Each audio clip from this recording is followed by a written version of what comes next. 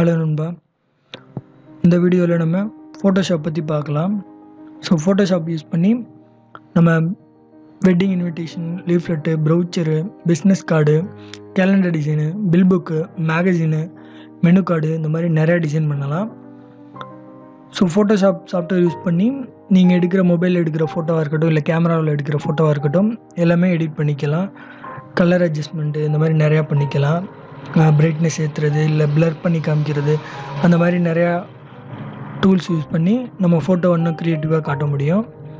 So நீங்கள் Photoshop use பண்ணிங்கன்னா கீழே டவுன்லோட் லிங்க் கொடுத்துருக்கேன். ஸோ டவுன்லோட் பண்ணிக்கோங்க.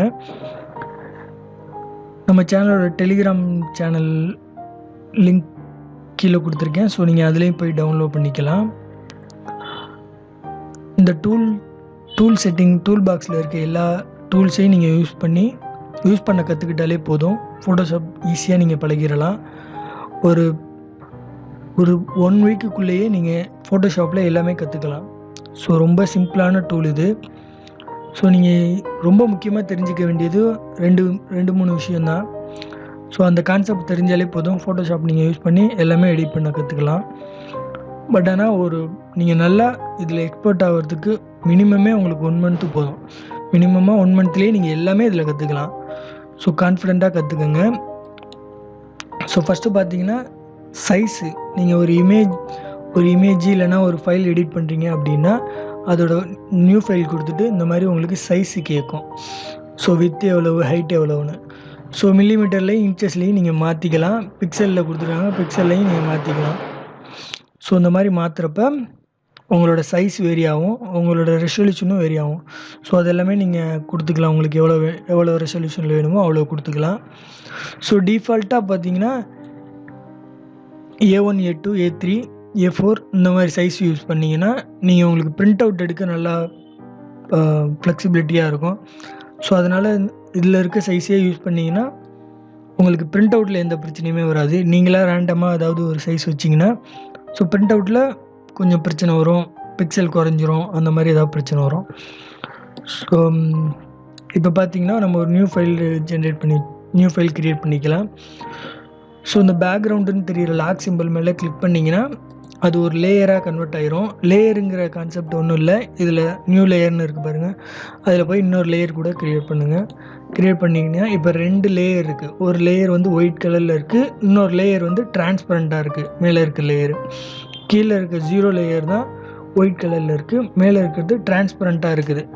ஸோ டிரான்ஸ்பரண்ட்னா ஒன்றும் இல்லை, உங்களுக்கு மேலே இருக்கிறது தெரியாது அந்த லேயருங்கிறது. இப்போ பாருங்கள், நான் பெயிண்ட் பண்ணுறேன் இதில். ஸோ நான் ப்ளூ கலர் எடுத்துக்கிறேன். ஸோ நான் இங்கே நான் இப்படி கலர் பண்ணியிருக்கேன். ஸோ இது பார்த்தீங்கன்னா நான் லேயர் 1 தான் பண்ணியிருக்கேன். லேயர் 0 வந்து கீழே இருக்குது. லேயர் 0 தான் ஒயிட் கலரு, லேயர் 1 டிரான்ஸ்பரண்ட்டாக இருக்கிறதுல தான் நான் ப்ளூ கலர் பெயிண்ட் பண்ணியிருக்கேன். ஸோ இந்த ஐ சிம்பிள் இருக்குது பார்த்தீங்களா, இந்த ஐக்கான் நீங்கள் கிளிக் பண்ணிங்கன்னா அது எனபிள், அதாவது இருக்குது, பட் ஆனால் நம்ம கண்ணுக்கு தெரியாது, அவுட்புட்லேயும் வராது. ஸோ நீங்கள் இப்போ இதை பிரிண்ட் அவுட் எடுத்தீங்கனாலும் அவுட்புட்டில் வராது. ஸோ நீங்கள் கிளிக் பண்ணிங்கன்னா இந்த லேயர் கான்செப்ட் நீங்கள் நல்லா இதை அண்டர்ஸ்டாண்ட் பண்ணிக்கிட்டாலே போதும், நீங்கள் ஃபோட்டோஷாப் ஈஸியாக டிசைன் பண்ணலாம். இது மாதிரி நீங்கள் எவ்வளோ லேயர் வேணுமாலும் க்ரியேட் பண்ணிக்கலாம். ஸோ இப்போ பார்த்தீங்கன்னா டெக்ஸ்ட்டு டைப் பண்ணுறேன்.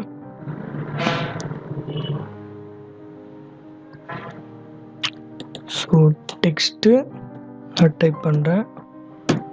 ஸோ வருது. ஸோ இந்த டெக்ஸ்ட்டில் இதுவும் ஒரு லேயராக ஜென்ரேட் ஆகிருக்கு. அந்த லேயர் ப்ராப்பர்ட்டி பார்த்தீங்கன்னா டபுள் கிளிக் பண்ணுங்கள், லேயர் ஸ்டைல்ஸ்னு வரும். ஸோ அதை க்ரியேட் பண்ணி லேயர் ஸ்டைல் வைக்கலாம், பிளாக் கலர் இந்த மாதிரி. ஸோ இந்த மாதிரி எடிட் பண்ண கற்றுக்கலாம். இதில் இருக்க டூலை நல்லா ப்ராக்டிஸ் பண்ணுங்கள். ஒரு அடுத்தடுத்த கிளாஸில் அந்த டூல் எல்லாமே நான் எக்ஸ்பிளைன் பண்ணுறேன். ஸோ இந்த லேயரை க்ளோஸ் பண்ணிடுங்க. ஸோ இதில் இங்கிலீஷ் தான் டைப் பண்ண முடியுமா அப்படின்னு கேட்டிங்கன்னா அப்படி கிடையாது, நீங்கள் எந்த லாங்குவேஜ் வேணுமாலும் டைப் பண்ணிக்கலாம். ஸோ நான் அது எப்படின்னு சொல்கிறேன். எடிட்டில் போங்க, ப்ரிஃபரன்ஸுக்கு போங்க,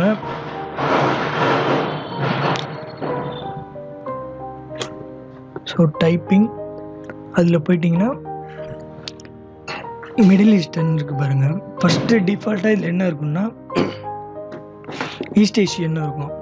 ஸோ மிடில் ஈஸ்டர்ன் கொடுத்திங்கன்னா உங்களுக்கு நீங்கள் எந்த லாங்குவேஜ் சூஸ் பண்ணுறீங்களோ அந்த லாங்குவேஜை டைரெக்டாக ஃபோட்டோஷாப்பில் டைப் பண்ணிக்கலாம்.